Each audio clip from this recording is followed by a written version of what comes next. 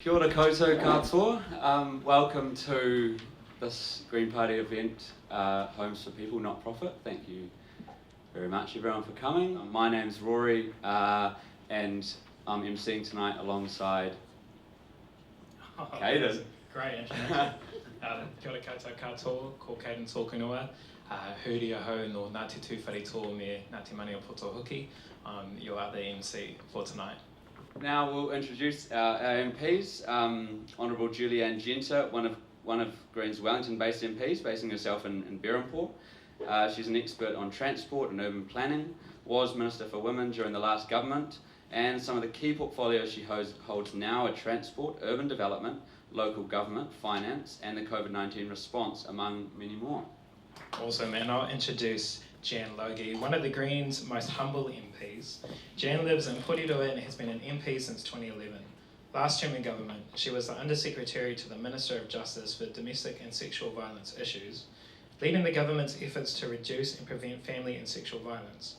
Like Julianne, she has a whole lot of portfolios, some being child poverty reduction, disability, women and workplace relations.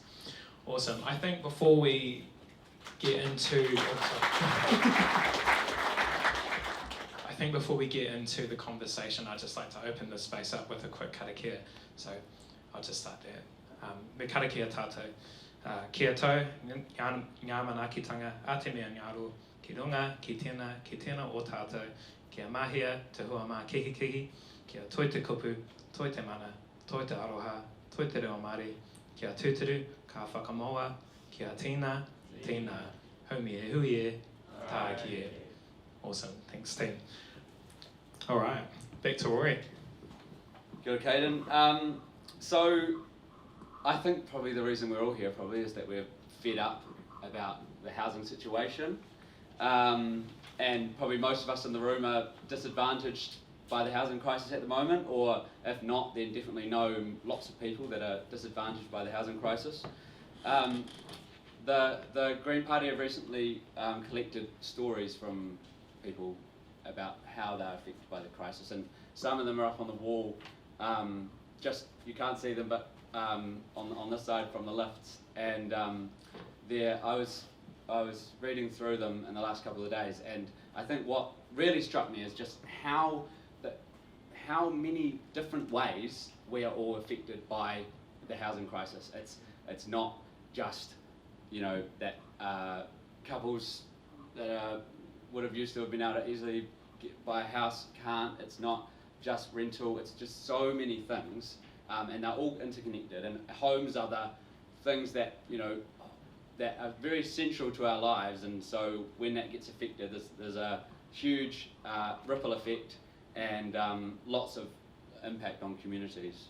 So that's really worth having a look at those stories on the wall if you'd like to. And yeah, so I think that's definitely a theme of what we're hearing. Yeah, those stories are pretty incredible, and I'd encourage you to go check those out. And it's pretty clear that all of us are passionate here today, and that's what's brought us into this room, to figure out those solutions together and figure out what the Greens are proposing to amend some of those issues. Personally, I'm from Taumaranui, New Zealand, which is in the Ruapehu district, a predominantly Māori population with an income hovering between 10 to 25,000. And this issue is very personal for me because the average house prices there are soaring through the roof, hovering that $400,000 range. So it's a very personal issue for me, like I imagine it is for all of you as well. So I'd like to direct our attention to our MPs. What frustrates you most about the housing crisis? So kia ora koutou katoa, ko Jan Logie ahau no Murihiku ahau ke Cannons Creek kāinga e nei. So the thing on top for me at the moment, and this is I guess living in Cannons Creek in Porirua, just up the road, and I've lived there for 8 years now. It's the first house I've ever owned. I bought in that community about 8 years ago, and it's a community with really critically important, vibrant connections between people and churches and families. And that has helped people survive through some really tough times. And I'm sure some people here may have seen the movie years ago done by the documentary maker Brian Bruce on child poverty, which profiled a lot of houses in Cannons Creek, and to be honest, really pissed people in the community off, really significantly, because what their view was that actually what he was showing was not child poverty per se, because that has an assumption that it's about the families, even if we take a structural analysis to it to counter that. But what was actually being displayed was a slum landlord, in the name then of Housing New Zealand, who had no care for the well-being of the people and the families. And we've had generations of neglect in our housing, to the point that in the area around where I live has the highest rates of rheumatic fever in the developed world, because there has not been investment in the basic standards of quality in our housing. And the cost of housing has been too expensive for people to be able to live according to the number of people that would fit the rooms in the house. So there's massive overcrowding. And so the government has announced a regeneration of the area. And they've announced that about 3 years ago, of 2,000 new homes. But unfortunately, they didn't do a census to find out actually how many people are living in the area in the first place. And it will result in only 150 additional state houses. So we're improving the quality of the housing, but only marginally increasing the spaces available for people to live. And rents, and the cost of owning in my community, the house that I bought, has tripled in price in the 8 years since I've been there. And when I looked online at the houses available for rent today, that the cheapest house available for rent in the community was above the median wage for Eastern Aotearoa. That's not any other expenditure, that is just the rent. So it is actually becoming less affordable, and the things that have held people together as a community and managed to help people survive through the tough times, they're now being pushed out, and those bonds are breaking. And the transience in the community is even more profoundly impacting children's schooling and the ability for people to get by. And this is not looking like any positive outcome at all.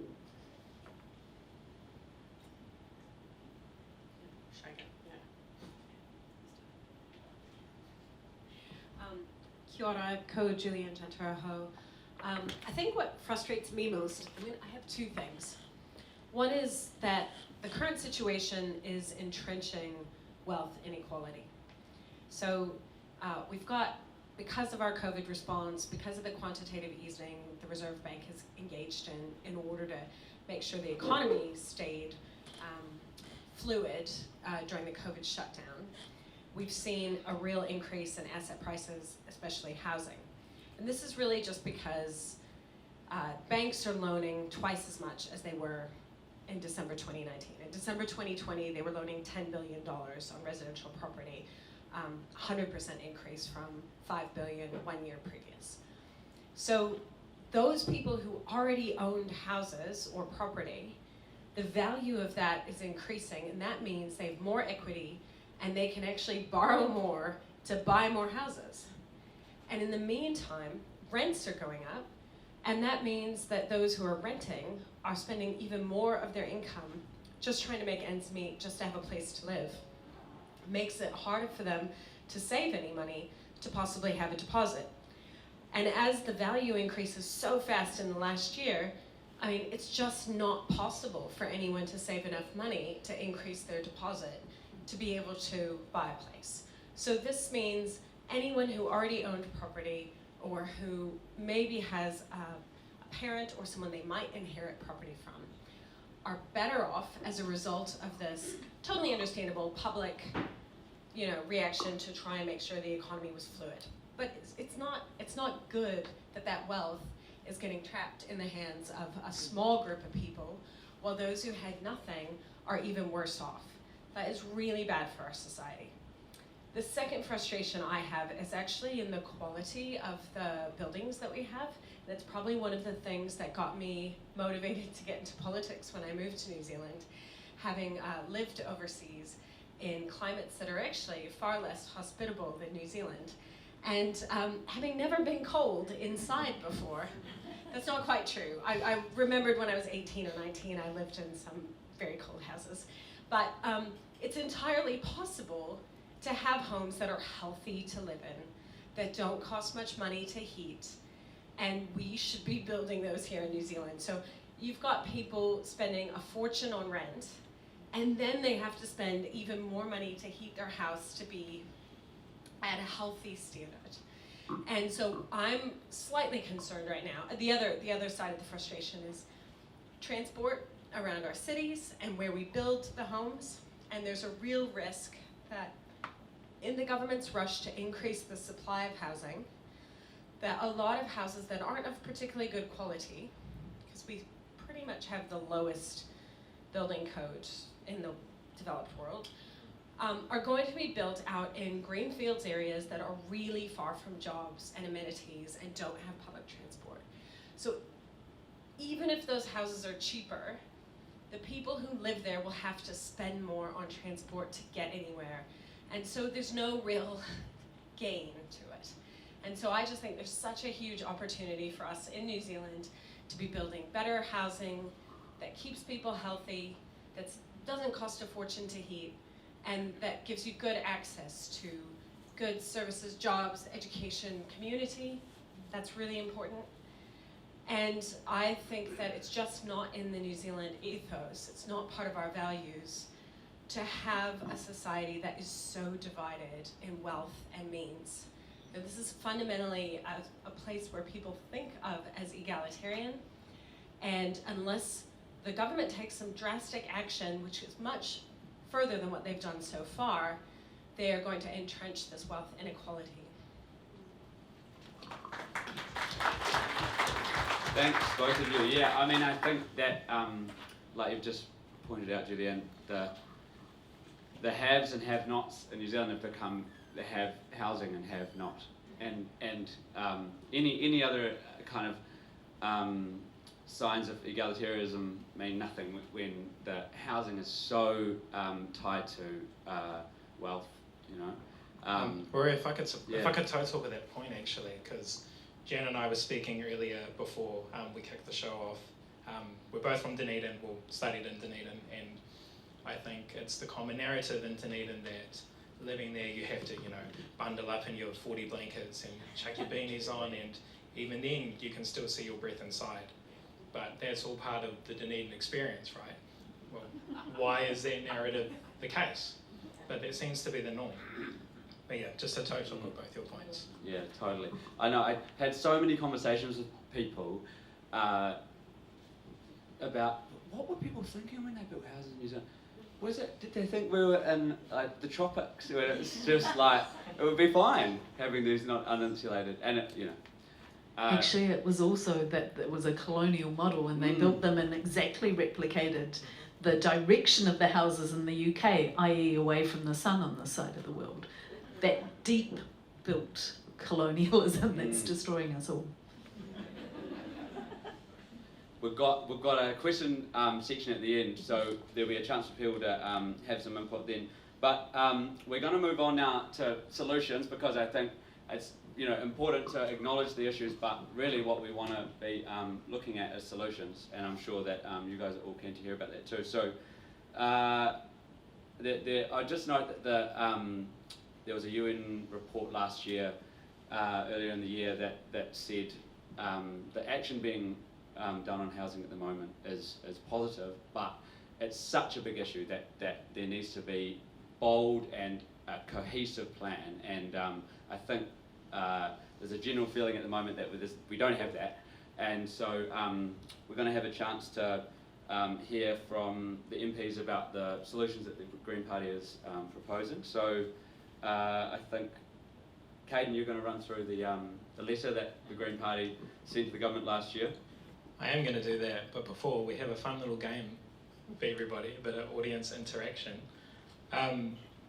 So hands up if you rent. Hands up in this room if you rent. So an overwhelming majority of people. And if you rent, have you had a rent increase in the last year?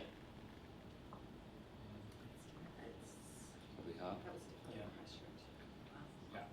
And for those of you renting, how many of you have been made sick by your rental?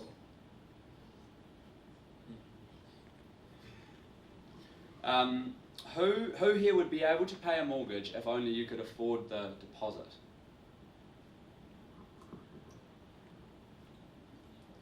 Definitely a few. And I bet there's a few that, so many mortgage repayments are lower than what many students are paying rent. And I think there's a lot of people that actually don't know that. Like a lot of students that don't know just how, or lots of people that just don't know how much that they're paying in rent. And the last one was, how many of you spend more than 30% of your income on rent, which must be a lot. There's people that are paying, like was discussed, more than 70% plus of their income on rent, and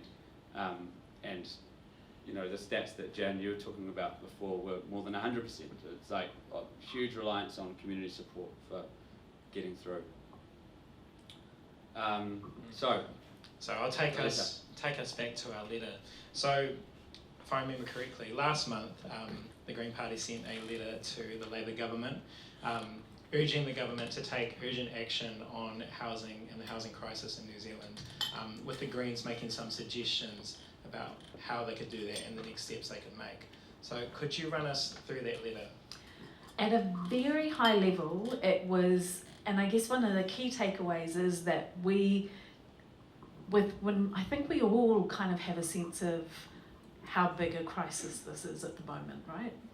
But we've got a concern that people feel as if maybe this is the best we could do.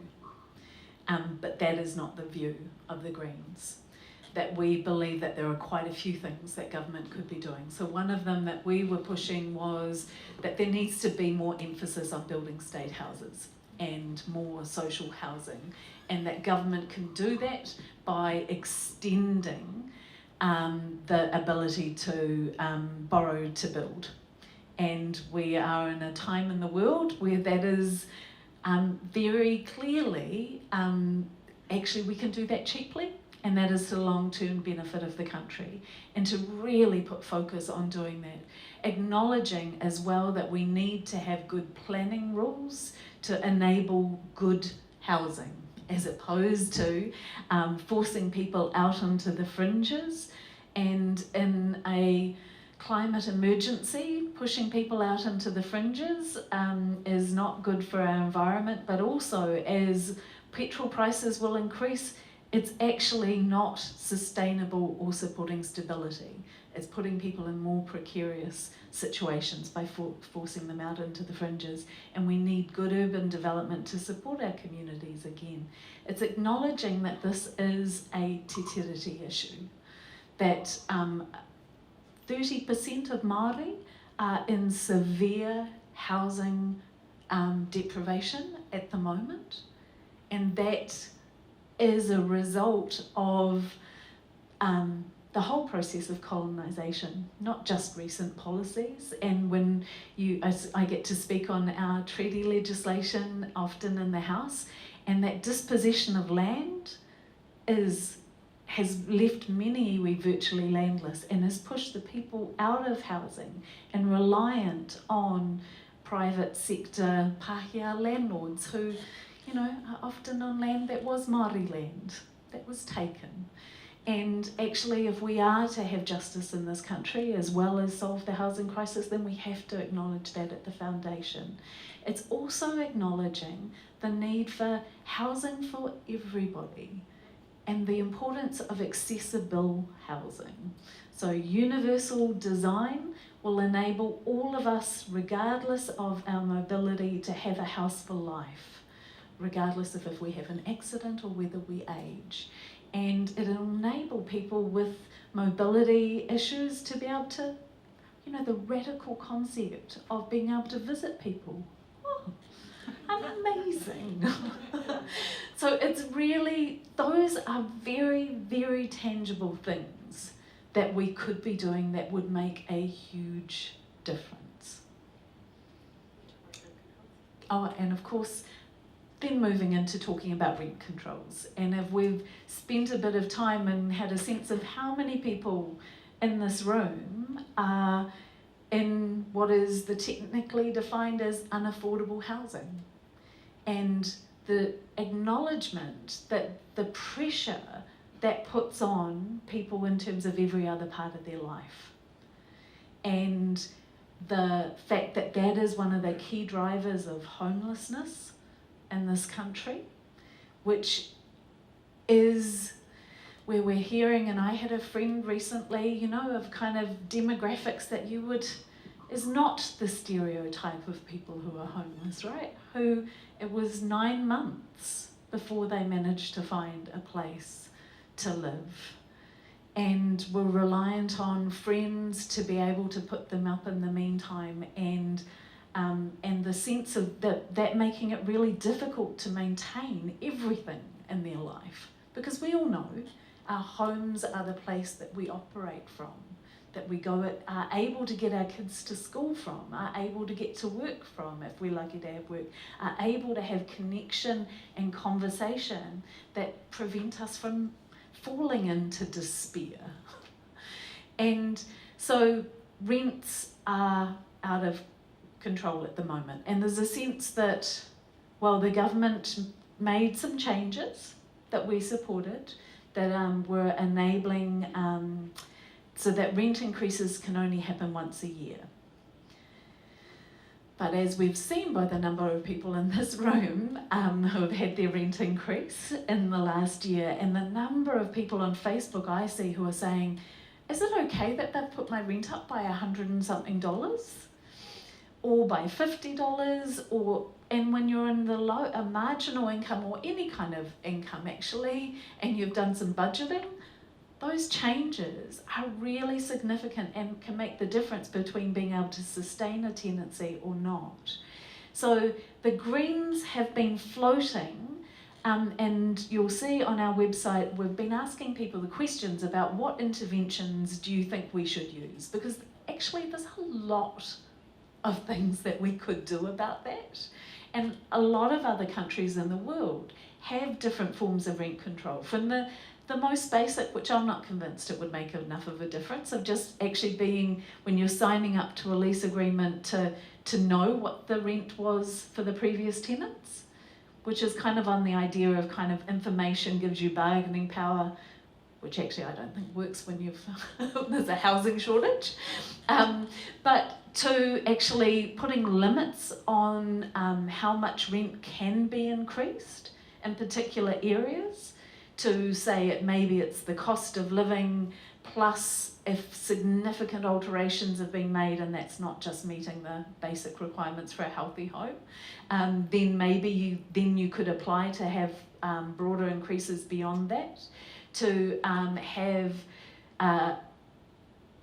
actually requiring people to be licensed to rent out their houses or to be managing property, and to be demonstrating, like people do in some other professions, that they've got the qualities in terms of being able to do that ethically and appropriately, recognising that if we are going to have a larger proportion of our housing market in rental, that actually we want people to be professionalised in doing that, and to put more protection around tenants, and recognising by shifting it at the moment where people are able to go to the tenancy tribunal, say that example of the increase over $100 a week, where you could go to the tenancy tribunal and say, I don't think this is reasonable, but you have to prove your case, that actually we reverse that and just say, actually, it's the landlord who has to justify the increase. So they're just some of the options, and there were even more. So, and it's really, this has been done overseas, and one of the other options is, which we did through COVID and seemed to work, which is a freeze on rent increases, an acknowledgement that we are in a housing crisis and that this rapid increase in rental prices is costing us as a country, and that cost to us actually is more important than the individual private profit motives of the landlords at this time. And it's really hard to argue against a freeze on rent increases or limiting it to CPI while we have a housing shortage. And the only real argument against it is that somehow not allowing rents to rise will reduce the response in terms of increasing the supply of rental properties. But actually that is something that we can't rely on the market to do, and we need to stop thinking about the housing market as a market. It's crazy. It's not like trading fruits and vegetables or iPhones. Housing is really unique in that it's fixed in a place. It can't, be picked up and moved somewhere else very easily, if at all. And it's a fundamental human right that people have a place to live. So if we had rent controls that would help stop this crazy inflation in rents, and it's fair. I mean, landlords haven't had their costs increase in the last year. If anything, interest rates are down. So if they have borrowed for their property, they'll be paying less. But then that brings me to just a little more detail on our second point and our third point, which is increasing the number of homes. And that's where we need public sector and community sector-led increase in the supply of homes. And so Jan talked about that a little bit at the beginning, which is Aotearoa should be borrowing more money and scaling up its delivery of state houses, but also we need to do more to support build to rent and really high quality rentals. Whether that's through local government, actually should be a major provider of social housing, and it used to be. Make sure the wealthiest people are paying more tax, whether that's through a capital gains tax or a wealth tax like the Greens campaigned on at the last election, progressive income tax increases, and more of that revenue should be devolved to the local level where they can provide those services and the infrastructure that's needed to support more housing. There's one other area which I think is really important, and that is allowing communities to do housing more easily. So like co-housing. Has anyone been involved in a co-housing development? Well, in a group that's heading that way. Great. Yeah, it's not easy in New Zealand. I worked with some people up in Auckland who were doing a co-housing development in Grey Lynn, and this is very common in Germany and Denmark, and they've got a sort of legal framework that makes it easier for families or individuals to come together and work together to do their own development that suits them. And again, there's still a really important role for local government to be able to support that sort of thing, whether that's through, if they are allowing land that they have control over to be used for that purpose. I think there's other things we need to do to help reduce the inflation and the cost of land. But the other side of it is planning rules and making sure that, so in our inner suburbs, they tend to be the places where people most want to be, and that's reflected in very high land prices. And that's where we need to make sure our planning rules are allowing an increase of supply of housing in those areas.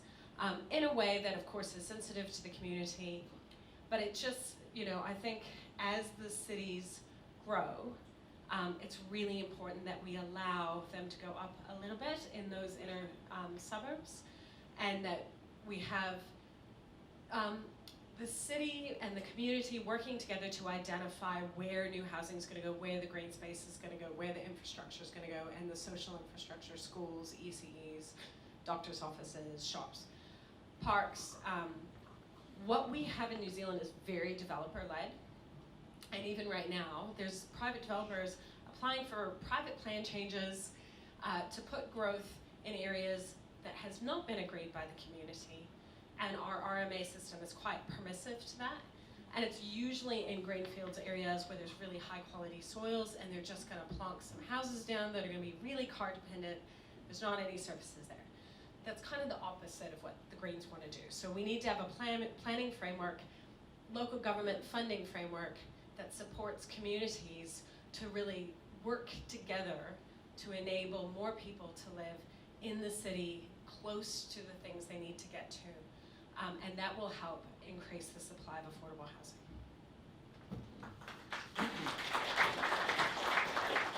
Oh, kia ora korua. It's an incredible way, because when you break down the many issues related to housing and see how those different effects compound our vulnerable communities, our tangata whenua, our disabled communities, some very straightforward action, like you both said, that has been proven before, can just mitigate those issues so easily. But yeah, kia ora korua, thank you both. I think we're moving to questions, Rory? Yeah. So we've got one roaming mic. Should we just we'll have hands up, and we'll try and keep the questions nice and short so we can get through lots of them. And yeah, I think we've got, what's the time? We've got a fair bit of time for questions. We want this to be, there's a while. We want this to be conversational. So there was a question, first hand up over the side over here. So, and obviously we'll keep them housing related tonight. Has consideration been given to the requirement for water tanks? Because so much of this is a flow on. We can't build houses because we haven't got stormwater drains. If we had water tanks, there wouldn't be as much water in the stormwater drains, etc. So it seems to me that that's one of those things which would be relatively easy to do. Make a requirement wherever possible, put in water tanks. Yeah, generally low impact water development. So low impact development is a style of using, whether it's something like water tanks or greenery, so like, I'm gonna use some really technical terms here, vegetated swale, rain garden. It's where you impermeable paving. If we just made that kind of a basic part of our design, we could really avoid some of the pressure that comes onto our pipe system, our reticulated stormwater system. And it gets better outcomes for the environment. And then if you have a situation of low water supply, we've had periods of drought, it's really helpful from a resilience point of view if there's an earthquake, if more people have access to local water supply. The key thing is just making sure that it's sanitary, and that has been what has put off councils, I think, from even allowing it, let alone not requiring it. They actually make it quite hard to do that at the moment. So we do need to, we have an opportunity to reverse that. And I would just say too that actually the kind of the broad, our position is that, like, yes, water infrastructure is in crisis. We see that in Wellington, we also see that in Aotearoa. But the housing, it's possible to do housing development and water infrastructure at the same time. Avoid the impact, but actually we can do both. Yeah. And we need to. There was another quick hand up over here. Caden, fourth row. Hi, just on the topic of a rent freeze, I think it's a good idea as our rent controls. However, it can present a bit of a problem, I think, in that stuff like benefits do not go up over time. So it would be kind of like rents being frozen at a level that is currently unaffordable. I mean, even for people who are working full time. And also, just before the COVID freeze came in, there was some advance warning, and then some landlords were like, oh right, better put my rent up by $30 just beforehand. So my question is, what would the Greens think about intervention for rent cuts? But we're kind of scoping for ideas at the moment, so we haven't landed on where our policy is, so I'm going to add that to the list. It's not on it at the moment. I would say one of the other things that I didn't mention that we had was extending accommodation supplement to enable more people to access it, as well as to enable people for it to actually match the costs of their housing. But the problem with that, which I know you know, is that actually that all goes to the private landlord's pocket and can lead to further increases. So, but with a rent freeze, that wouldn't happen, but it still goes, Yeah, I was just going to say maybe combine the two, and then, you know, I actually think we need some sort of plan to transition away from the accommodation supplement to more, you know, and to use that money in a way that directly benefits the people who need it, not private landlords making massive capital gains that they're not paying tax on. which was a WEAG recommendation. So when you're pushing for the implementation of WEAG, that's one of the things. Could I add a point about the Supplementary question? I just wanted to add, for those who don't know, that recent benefit increase, you know, it's supposed to be helpful, but then WINS has responded to a lot of people by just lowering the accommodation supplement by $20, so it hasn't actually gone up at all. Ricardo has been in the House trying to get the details of that from the Minister of actually how many people have managed to get the full $20, and she's promised to do a point-in-time analysis to give us an answer to it. Because there was no modelling done, nobody knows. Just on the freeze thing, I was just wondering about rent controls. Like, so I know in Berlin recently, well, all the landlords have then taken them to court and won, but the government put controls on, so a certain area would get judged that X square metres, per square metre you can only charge this much. Have you guys done? That's one of the proposals, because we have looked at different models around the world, and that is one of them, where you have a kind of a central team who do analysis of the value of properties, and one of the measures is like percentage of the value of the property. You can't charge rent over a certain percentage of that, but some of it is an assessment on the kind of, you know, the I've forgotten the word, but basically the type of housing and the area that it's in. Yeah. So we'll definitely see some big cuts. There's been much talk in Wellington recently about allowing buildings up to 6 stories high. Do you think that this policy, however it emerges from the district plan, will actually end in these buildings being built in a sustainable way? And if so, how do you protect the rights of the people next door to those buildings who are losing sunshine to still have a warm, dry house? A lot of the issues with housing in Wellington are the fact that a lot of the older houses are built directly on the ground. It's not actually an issue of how much sun it gets, it's an issue of being built directly on the ground, not having sufficient insulation, and then not having heating or ventilation. If you build with enough insulation and thick enough walls and windows, and you're not directly on the ground, then you have proper ventilation, you might not even need heating. That's a passive. If you build it to a passive house standard and make it really airtight, you do need mechanical ventilation for that. The Greens have been supportive of allowing more density within our inner suburbs, and I think it's really important to note that prior to the 1950s, there weren't any limits like this, and so you see really great old apartments from the 30s and 40s, Art Deco style apartments that go up to even 6 stories in suburbs like Mount Vic, and I think we just want to allow more of that to happen. Of course, it's really important that we have good urban design guidelines, that the local government is empowered to plan around open space. You know, in cities around the world, like, you know, you think Barcelona or Paris, I mean, cities that we consider pretty lovely to walk around, pretty much all the buildings are 6 stories. Some go a little bit higher, some a little bit lower, but they have courtyards, they have little pocket parks, they have green space, and they allow more than just, it's not just housing, Like you can go see the doctor, and there's little supermarkets in the bottom. As we allow more people to live in these neighborhoods, if we're not so restrictive on the type of use, it actually creates more amenity for people because there's more places they can get to really nearby. The most important thing is that we improve the building code and that we have a clear plan to get to quality buildings. I mentioned the passive house standard before. That's came out of Germany.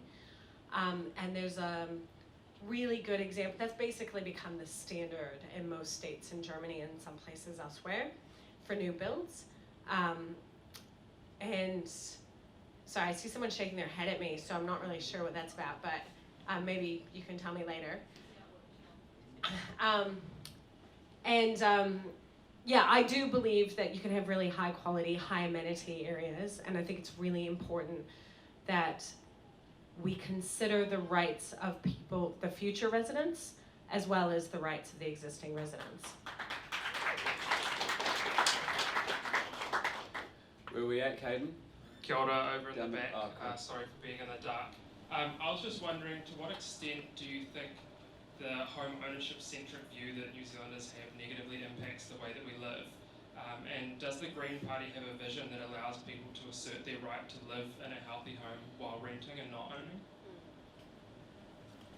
Yeah, 100% we do have that vision. I think for me, the two kind of things that we need to think about in terms of how we can, so the benefits of home ownership is apart from like undeserved profit, which I think would be good to detach that from the home ownership, right?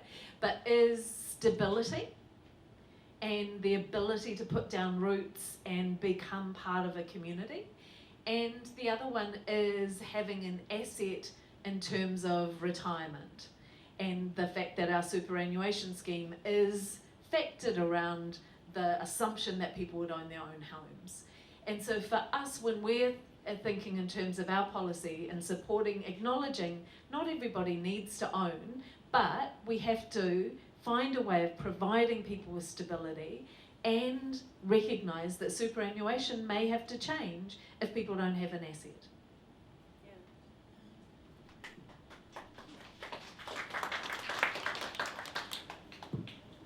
Yes, my name is PJ Chippendale, and I have pointed out a few times the actual problem here is the fact that the money we are using is subject to the laws of thermodynamics, and ownership, as a result, cannot, never does, make money. Ownership, as a feature of our society, fails to actually benefit the society itself. Ownership benefits the owners. The owner cannot make a profit from owning. Now, everything that we are doing, and everything that we've discussed, is actually correct. It's actually a good look at how to deal with this problem in the context of our existing economy.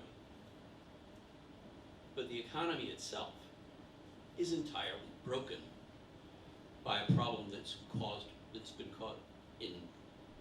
it's been in existence for over 5,000 years. Ownership does not make money. The benefits of ownership are not self-propagating. So what I propose, and I know Julianne Genter has received some of my emails, is an ownership income tax. The ownership income tax replaces a lot of things, but it's not there in order to get revenue. It's there to prevent owners from profiting from ownership. When that stops, most of these problems in terms of rent, in terms of rent controls, in terms of the need for the solutions that we're currently limited to, most of those problems start to disintegrate. Cool. So we're talking about like even go further than Yeah. CGT. You just can't. Yes. Yeah, and I really understand where you're coming from on this, BJ, and I think you make a really good point. And I think what's hardest is to get people from where we are now and the worldview that many people have now to what you're talking about. But actually, it's not too different in other countries, like, for example, the Netherlands. Not only do they have a capital gains tax, but they also have a kind of property tax that you pay just based on an assumption about an increase in value, and that comes back to the community, basically. There's many parts of the world where, I mean, you can't really buy the land outright. It's owned by the Crown, and you pay for a long-term lease. But there's just kind of an understanding that, I mean, you can't own the land forever, and it's actually not right. So to have the land value increase to specific private owners is a problem. I completely agree. But Henry George had it. Henry George understood it yeah. 50 years ago. Yeah. And I think what we're trying to do is like explain this in a way that people can really get their heads around, which is sort of like, we can have a society where everybody has a warm, dry, affordable home, and they should, and we can make sure they have that. And part of how we do that is making sure that when people who have benefited the most from the status quo, the owners of property, should pay some tax on that, just like anyone else pays tax on their income. And whether that is an annual tax, like our wealth tax would have been, or at point of sale, capital gains tax, and as I said, many countries do both. I'm just going to note that we'll do 2 more questions, but our MPs will stick around after, so they'll still be here. Kia ora koutou, mihi ana kia koutou mō koutou whakaaro I te pōnei. My question is just around the, I've heard this statistic bandied around a little bit. I don't know how accurate it is, but people talking about empty homes, and that there's 50,000 empty homes in Auckland alone. And so my question is kind of, do you have any more info about that? And do you have any ideas about, because that feels to me like something that's incredibly, given the things that we've talked about tonight, that's incredibly makes me very angry, that could possibly be allowed to happen. So, yeah, do you have any thoughts around that? And that is, right, firstly, I can't comment on the extent of it because I don't think we have really good data on it. And the data that is available suggests it's not a very big problem, and yet anecdotally, it seems like it is a problem. So that's, all I can say is that we need better data on that, but there are empty homes, and that is entirely a function of inequality in our society, that some people can afford to own homes that they don't even rent out and they don't even live in, and they just sit there, and maybe they go up in value over time doing nothing. And that's where the tax system, I think, can play a really important role, whether it's through something like wealth tax or capital gains tax. Wealth tax or something more like an annual tax would provide an incentive for people not to just own empty homes. At least they would have to, pay for that asset. And the other part of how we solve it is through building more state houses, more social community provided affordable rental accommodation that can be long-term. I think we need to increase the supply, but there's a lot of different creative solutions, but I think ultimately we have to accept we don't want to live in a society that's basically like the Gilded Age again, and yet we do. And so we need to make some changes as a society so that there isn't such egregious wealth held by a small number of people.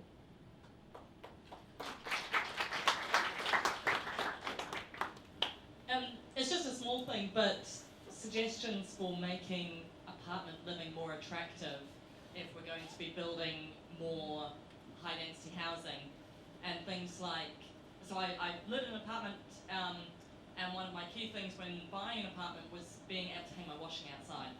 And I think it should be illegal for body corporates to ban tenants from hanging their washing outside. Let's take one more because I'm just going to very quickly yes. say to that around, I do think that, so that's a point, but it's also about that broader sense of actually having a legal structure that enables people to live in their rentals and all the kinds of rentals. And one of the things I'm really hot on is actually enabling people to have their pets. because pets for many people are family, and I just found it appalling that in the rental changes that wasn't included, because it's just become increasingly difficult for people to find homes with their pets, and that's like telling people they have to sell their kids. More questions? Yeah, no, I agree. There are many ways. I'd just like to point out, I think it's really important to differentiate from homeowners and people who own homes for capital gains or speculative reasons. The same is with the real estate industry. It's a growth industry. There's examples of houses being bought cheaply and shortly after being put on the market for double, triple prices. As extremes, but the tendency is quite clear. There's also like industry created maybe through making it a way of earning money to invest in companies who speculate on the housing market. This kind of things. I don't know how to curb that, apart from like what you suggested with tax and other issues. Thanks. I think those are excellent points. Definitely, I think it's a good way to wrap up. I'm sure there's bound to be lots more questions, and that's good because this is not the end of the conversation. I think that the whole idea behind having these evenings is to get people together to talk about solutions. Like, it is a multi-faceted problem, but there's lots of good ideas, like we talked about tonight, for how we can actually move forward. I think what I sort of feel at the moment, like the boat is sinking and we're using a teaspoon to try and get all the water out, and we're doing a few good things, but the problem is so huge. We really need to be treating it's called a crisis. Let's treat it as a crisis, and let's not let a few people just run away and profit from a system that's broken, because that's not going to help, and it's going to cause lasting damage. Trying to unpick embedded deep inequality is something that takes that has impact on communities, that runs really deep, so we have to get into it.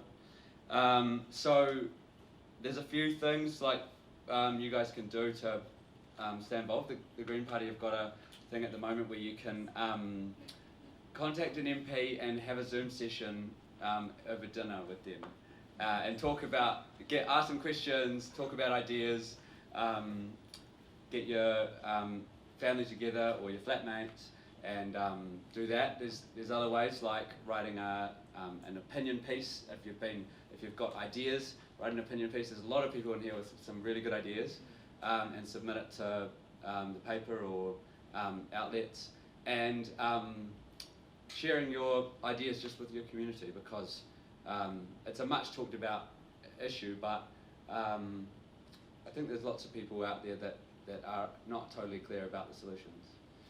If I could give a little more detail, I was just going to say, like, change is possible, and the way that change happens is we need to build movements and get the word out there. And a lot of the stuff, because it's a little more complex, it doesn't lend itself to sound bites and mainstream media. So having a conversation like this, we really thank you all for attending, but we want this conversation to go out further. So if you could invite, if you thought we're interested in organizing an event, like a dinner at your house or a potluck, and got more people to come who wouldn't come to a meeting like this, then one of us Green MPs could come and Zoom in for half an hour and talk and answer questions, and you guys could continue to broaden the discussion. And the other part of it, I think, is just building that critical mass of support behind a couple of these policy ideas that we know can be effective but are considered radical right now, so that they become more socially acceptable. And if you think, 10 years ago, when we were campaigning on climate action, it was like not a thing that people cared about. And now suddenly people are like, oh, no, we have to do something about this. So over time, having these conversations, building support is how we get the changes over the line, and it's how we convince the government of the day to do the right thing. And just adding to that, just really, I don't know how it feels to you, but I think, as I said at the beginning, it feels to me that people are feeling a bit hopeless, and there's a bit of a sense of, well, the government's doing their best. Maybe there's a lot of shaking heads there. Well, that is the point, is that we actually need to make sure that people know there are tangible things that could be done now. And getting people to tell Labour that we expect them to do more. Because more can be done, and that our communities and our future are on the line at the moment. And this is, if we all join together, then actually that's how we get change. We do not have to tell our children to move to Australia. We can take ownership of this and make the change happen. Kia ora, Jan. Kia ora, Julianne.